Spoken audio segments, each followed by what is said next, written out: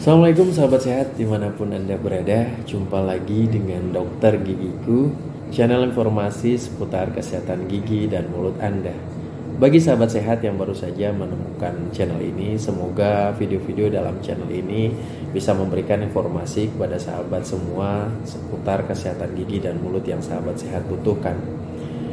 Sambil menunggu maghrib, saya coba untuk membuat video ini. Insya Allah video ini tidak terkait dengan perawatan, tapi terkait dengan mengajak atau mengingatkan atau meningkatkan ketertarikan atau meningkatkan kesadaran sahabat sehat semua terkait dengan pentingnya menjaga kesehatan gigi dan mulut. Hal ini dilatar belakangi karena setiap hari jujur saya menerima WhatsApp yang begitu banyak dari sahabat sehat gitu yang mendapatkan nomor saya melalui video-video yang saya unggah gitu ya. Saya selalu menyertakan nomor saya dalam setiap video yang saya unggah, dan kasus yang saya terima setiap hari itu mayoritas adalah kasus infeksi akibat gigi yang berlubang atau akibat gigi yang rusak karena tidak terjaga.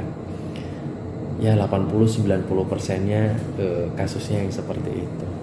Jadi dengan demikian ya saya sedikit bisa menarik kesimpulan dari data-data yang saya dapatkan itu, yaitu bahwa kesehatan gigi itu masih belum bisa menjadi prioritas utama. Masih ya dianggap bahwa gigi itu ya masih hal yang sepele gitu ya. Jadi kayaknya untuk menerapkan perawatan gigi itu, melakukan perawatan pencegahan maksud saya, itu kayak masih ogah-ogahan gitu. Jadi ketika sudah sakit, sudah bengkak, sudah mengganggu aktivitas, baru kemudian ingat atau bersegera untuk mencari obat gitu. Kadang-kadang pun bahkan ada yang dibiarkan menunggu gitu ya, sampai seminggu, 2 minggu, ada yang sampai berapa bulan, dan nggak ke dokter gigi gitu, nggak ke fasilitas kesehatan, padahal BPJS sudah ada, puskesmas ada, semuanya ada. Dan baru berkomunikasi sama saya gitu. Berarti selama ini diapain aja gitu kan. Tapi itu semua nggak apa-apa. Ini semua kan karena suatu tujuan ya. Jadi apa yang Mas nyampe ke saya itu pasti bukan suatu kebetulan. Semoga juga channel ini bisa menjadi jalan saya untuk membagikan ilmu yang saya miliki, dan semoga juga niat saya terus terjaga supaya tidak terkotori atau dengan niat-niat yang lain, supaya ini benar-benar sesuai dengan ini deh harapan di awal saya buat channel ini, yaitu untuk berbagi.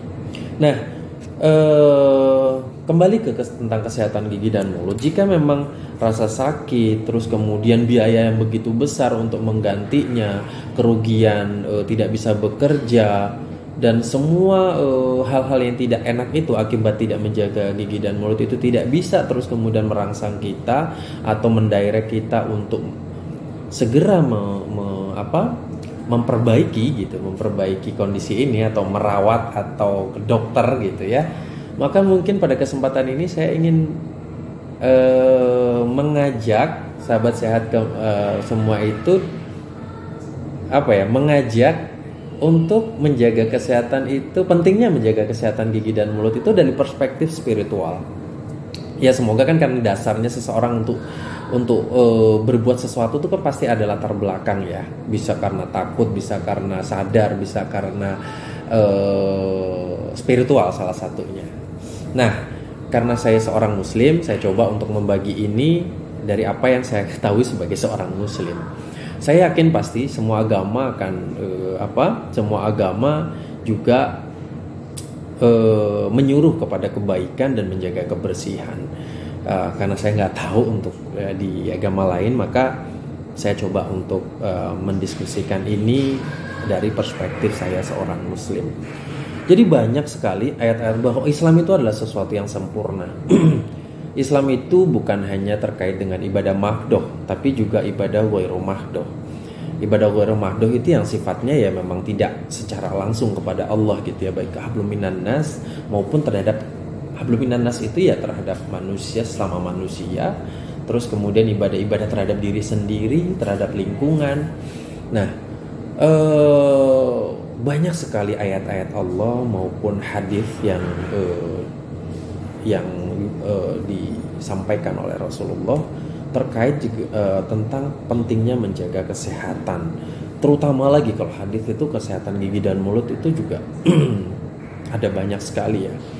Kalau kita melihat dari kecintaan Allah kita gitu, Tuhan kita terhadap kebersihan, dalam surah Al-Mudaththir ayat 108 itu di akhir ayatnya itu di sana ada wallahu yuhibbul mutatahhirin. Artinya dan sesungguhnya Allah itu mencintai kebersihan. Nah, udah itu aja gitu, bahwa Allah kita itu suka mencintai kebersihan. Dan kalau kita turunkan lagi misalkan ada hadis yang tentang an-nadhafatu minal iman ya, bahwa kebersihan itu sebagian dari iman. Itu sebenarnya nggak perlu kita buka yang lebih panjang lagi deh. Dari dua itu sebenarnya kita bisa mengambil kesimpulan bahwa iman kita tuh sebenarnya belum lengkap kalau kita nggak jaga kebersihan gitu. Jadi masih kurang iman kita. Jadi kalaupun kita berislam secara kafah, beriman apalagi ya itu pasti tidak hanya tentang, ini bukan hanya tentang muslim yang muslim yang beriman ya, orang-orang muslim yang beriman itu tidak hanya menjalankan rukun Islam saja gitu. Yang itu memang ibadah mahdoh itu wajib gitu. Tapi yang lainnya ayo kita mulai melihat Islam itu sebagai nilai juga gitu, bukan hanya sebagai kognitif tapi sebagai nilai, tata nilai.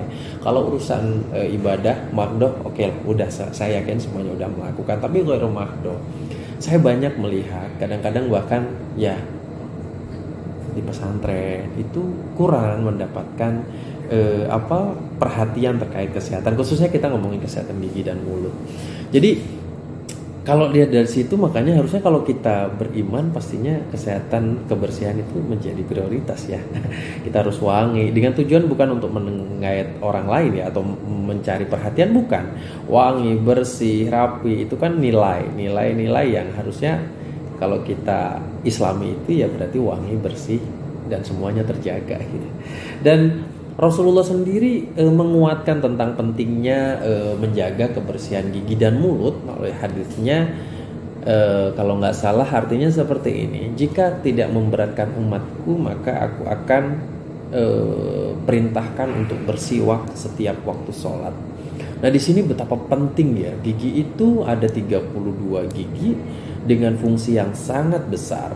Ada fungsi stomatognatik, itu adalah fungsi bicara, terus kemudian fungsi mengunyah, menelan, dan fungsi estetika. Nah ini semua penting sekali. Bahkan kalau kita lihat bahwa sedekah yang paling murah itu adalah senyum ya. Jadi senyum itu adalah ibadah yang paling murah. Nah senyum kalau giginya rusak kan jadi nggak bagus ya gitu. Nah kita kembali ke hadis Rasulullah tadi ya tentang bersiwak. Saya memaknai ini dari dua perspektif. Yang pertama siwak secara bahan, dan kedua siwak secara proses. Kalau bahan kita nggak bahas karena bahan siwak itu luar biasa berguna, bermanfaatnya bagi kesehatan gigi dan gusi gitu ya, secara umum itu luar biasa. Bisa buka sendiri artikel-artikel yang membahas tentang kandungan siwak. Berikut juga khasiatnya. Yang kedua saya akan lebih membahas kepada proses bersiwak di sini merupakan sebagai suatu proses gosok gigi. Karena siwak sendiri itu kan serabut atau serat yang kemudian apabila ujungnya kan ditipiskan gitu ya, hampir seperti sikat gigi. Jadi proses pembersihan gigi secara mekanis atau kontrol plak. Jadi kalau Rasulullah itu jika tidak memberatkan akan menyarankan sebenarnya mewajibkan untuk bersiwak setiap waktu sholat. Setiap waktu sholat itu kan berarti sangat pendek ya. Kita tahu subuh, zuhur, asar, maghrib, isya, terus sholat lainnya Rasulullah. Itu kan jaraknya nggak lebih dari 6 jam. Ya mungkin maksimal di 6-8 jam di situ. Padahal kalau kita tahu bahwa proses maturasi plak atau pematangan plak dari awal sampai dari yang plak biasa sampai berbahaya itu butuh 3 hari. Dan kita dalam di kedokteran gigi sendiri anjuran kita gosok gigi 2 kali sehari, pagi sama malam hari. Jadi itu hanya 12 ya berapa jam ya, kalau malam kita sebelum tidur ya mungkin tidurnya jam 9 jam 10 sampai pagi jam 5 itu ya kurang lebih 8 jam misalkan. Terus siangnya kita full seharian gitu ya, malam ketemu malam lagi. Jadi siangnya yang cukup panjang yaitu 16 jam. Jadi di sini bahwa gosok gigi itu menjadi sesuatu yang, atau pembersihan rongga mulut itu menjadi sesuatu yang penting sekali. Jadi Rasulullah sendiri sampai segitunya menganjurkan. Maka dari itu, ayo kita sebagai seorang mukmin kalau kita ingin melengkapi iman kita, yang pasti mau tidak mau ya kita harus menampilkan sesuatu yang positif dari diri kita gitu. Sebagai seorang mukmin, giginya bersih, dicek rutin gitu kan. Jangan sampai ada kalau senyum giginya bolong-bolong atau mohon maaf ketika berbicara nafasnya kurang sedap gitu, akibat karena kotor di rongga mulut, kerak yang begitu banyak, lubang di mana-mana. Masya Allah, itu di samping nggak nyaman kalau kita ketemu orang lain gitu ya, itu sebenarnya kita sedang menzalimi diri kita sendiri sebenarnya. Bahwa kita sudah diberikan amanah sama Tuhan, sama Allah, gigi yang luar biasa gitu ya, manfaatnya ngunyah enak. Jujur, kalau ngunyahnya udah nggak bisa, itu udah nggak enak lagi makanan-makanan itu. Jadi buat apa kita bisa mampu membeli makanan yang berbagai macam, tapi ternyata kita nggak bisa ngunyah. Ada satu gigi saja yang berlubang, es udah nggak berani lagi. Coklat udah begitu menakutkan untuk dimakan gitu kan. Jadi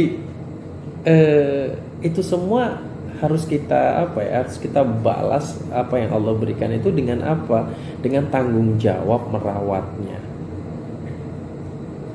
Ya merawatnya, dirawat itu murah, merawat gigi itu. Tinggal kontrol rutin aja ke dokter gigi. Yang pertama kalau di rumah ya benar-benar dipastikan kontrol plaknya baik melalui sikat gigi, terus kemudian benang gigi atau obat kumur. Jika tidak, minimal sikat gigi saja. Kalau tidak bisa setiap waktu sholat, setiap malam sebelum tidur dan pagi setelah sarapan pagi, itu udah cukup. Yang kedua, rutin ke dokter gigi.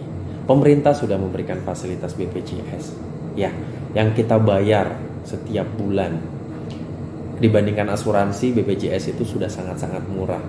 Jadi tinggal datang, dikontrol 1 tahun sekali aja dikontrol. Itu kalaupun ada kerusakan masih sangat-sangat sedikit. Biayanya pun murah, akhirnya kan masih di cover BPJS di vaskes pertama. Jadi mudah sekali gitu. Tapi kalau dibiarkan sudah sampai parah, akhirnya harus ke rumah sakit, waktu tunggunya lama, nunggu antrenya lama, kehilangan waktu untuk bekerja, nganter anak, atau aktivitas dalam sehari itu, maka itu sudah sebenarnya kalau kita kuantifikasikan, kita nominalkan, sudah kita kehilangan banyak uang gitu. Karena kita tidak bisa bekerja, akibat kita harus berobat gitu ya, atau kita harus melakukan treatment gigi. Tapi kalau secara rutin, dengan kesadaran kita bangun kebiasaan kepada anak-anak kita gitu kan, kepada saudara-saudara kita untuk melakukan kontrol rutin, insya Allah bahwa perawatan gigi itu tidak mahal, sangat-sangat tidak mahal.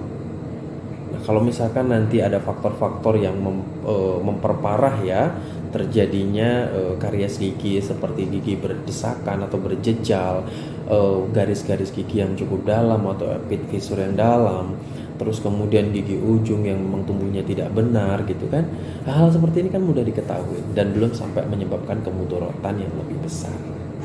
Nah, demikian sahabat, sekilas kita ngobrol singkat ini, ayo kita mulai peduli dengan gigi kita. Selain itu menjaga amanah, itu juga melakukan apa yang Rob kita sukai gitu. Jadi Islam itu nilai, Islam itu pasti bersih, Islam itu pasti wangi, Islam itu pasti pintar, Islam itu pasti sejahtera, Islam itu pasti sesuatu sesuatu yang baik-baik deh gitu. Karena itu yang Allah sukai gitu. Kalau misalkan kita benar-benar berislam, maka saya yakin kita akan bertanggung jawab menjaga kesehatan dan kebersihan rongga mulut kita. Demikian sahabat yang bisa saya bagikan. Sampai bertemu pada video-video berikutnya. Mohon maaf apabila ada kata-kata yang kurang berkenan. Tidak ada niatan untuk apapun. Pastinya saya juga banyak kekurangannya gitu.